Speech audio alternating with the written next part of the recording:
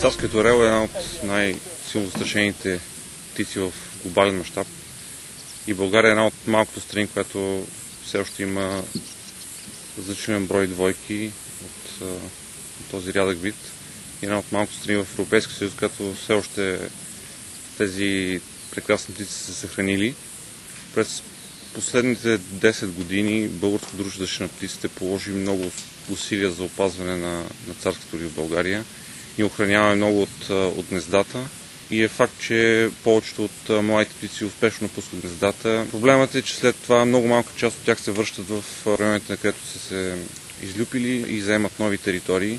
Тоест в периода, когато те не достигат по-въззрялост, това са 4-5 години, ние нямаме никаква информация какво се случва с тези млади птици.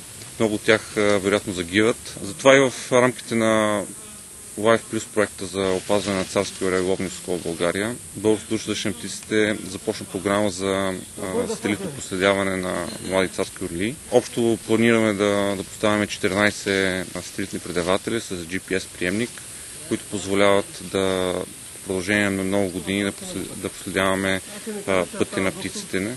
И по този начин ще може да установим кои са важни за тях места, къде се събират те за хранене, къде зимуват, какви са миграционните им пътища. А също така и какви опасности срещат по пътя, дали биват отравени, дали биват застрелвани или пък просто има някакви други фактори, които увеличават тяхната смъртност, за които ние не знаем.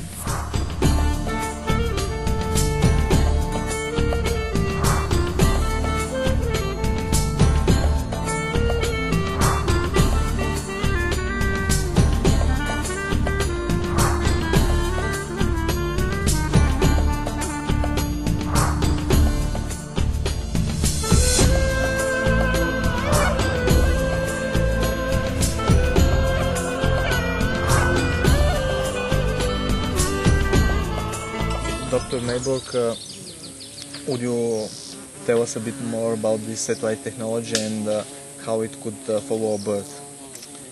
Yes, you see here the latest model of a satellite transmitter, which has the right size for this species, the imperial eagle, which is of course a very endangered species. And it's very interesting and good to study this bird using this technology. This is relatively new technology.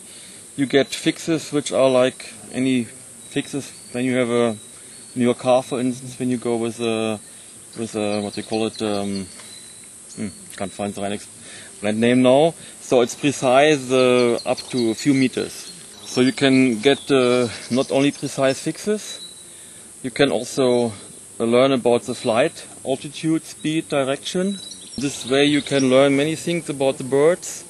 Not only where it is going, but also what it is doing, if it was flying, if it was hunting, which sort of habitat it was using, when it is breeding, for instance, but also the dispersal of young birds, which is very interesting, where they go, where they stay, what habitat they use, if they migrate or if they stay near the place where they are born and all these things. What would be the main conservation benefit of using such a transmitter? Which of these data could be used for conservation of the species?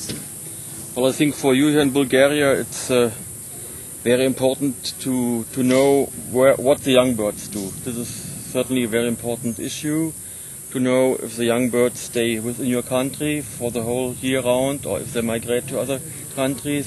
When they come back, do they come back after 1 year or do they stay abroad? And when they come back after some years, 4 years for instance, when they become adult, where do they settle?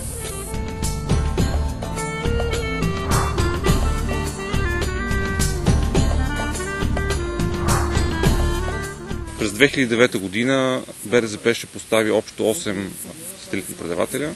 Сателитният предавател е доста сложно устройство, въпреки че е изключително лек. Този е 70 грама. Той е с GPS приемник, който определя точното местоположение на орела. Също така има и сателитен предавател, чрез който постъпват данните в специален вебсайт. Т.е. информацията от GPS приемника през сателит стига до определен уебсайт, където се сваля и се анализира. Дизайнът на този предавател е направен така, че в минимална степен да затруднява птицата. Освен, че е изключително лек, той има специална неопренова подложка под долната част. Това е частта, където предавателя се опира по гърба на орела. А две презрамки, като специална раничка, всъщност прикрепят предавателя към птицата. Изключително нов модел, който използваме с метална жица, която е с специално силиконово покритие. Първо е изключително здраво и второ е достатъчно гъвкаво и позволява на птицата да се движи нормално, без това да ги пречи. Факт е, че през миналата 2008 година Българското дружество за защита на птиците постави един такъв предавател на млад царски орел, който успешно излетя от гнездото, мигрира, прекара цялата зима в Израел и на пролет се върна обратно в България. С това скитанията му не спряха, имаше изключително интересни придвижения вътре в страната, в Северна, в Южна България. Също така напусна пределите на България и отиде още по-на север, в Украйна, почти до границата с Беларус. Този тип движение и този тип проследяване ни дава възможност също да разберем, че тези орли, които всяка година ние наблюдаваме по време на миграция, всъщност са може би наши собствени птици от България. Тоест наши птици ходят и по-на север от страната и вероятно по обратния път се връщат през България. Надяваме се, че с сателитното проследяване на младите царски орли да съберем достатъчно данни, които да ни помогнат за тяхното опазване. Значи се развиват работи, напредват. Трябва да ги опазим, защото са последните останали. Дека, това е хубаво. Така и селото ще се почи. Манинкото върна ли са тук от миналата година? Моля? Манинкото върна ли са? Върна се в България сега. Сега си е тук. Да, ходи до Украйна и пак се върна в България. Но не е точно тук втория. Не се чувстват застрашени тук изглежда.